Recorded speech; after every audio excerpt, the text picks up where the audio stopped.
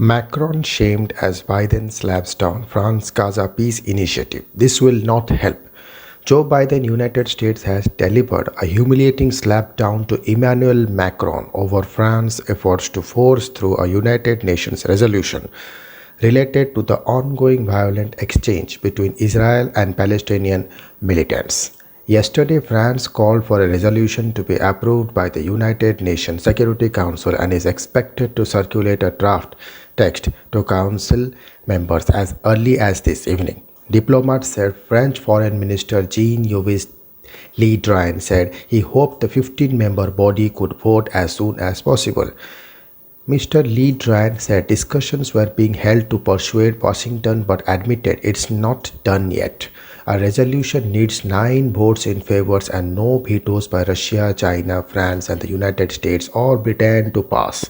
However, the United States has traditionally sided with close ally Israel at the United Nations. So when asked about today's French push for resolution, a spokesman from the US mission to the United Nations emphasized there had been no change in its position.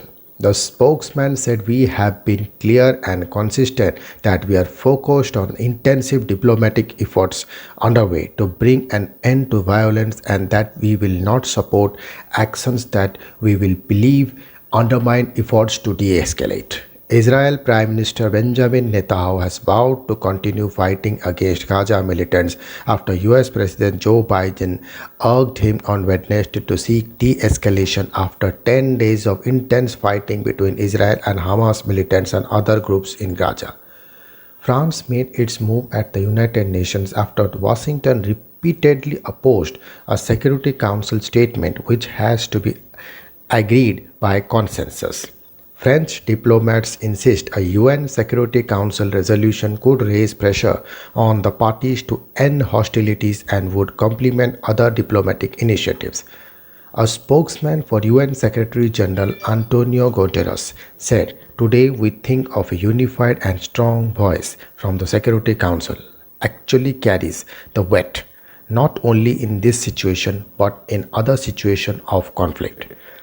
Israel fired artillery at targets in Lebanon after 4 rockets were launched towards Israel from Lebanese territory on Wednesday, the Israel military confirmed.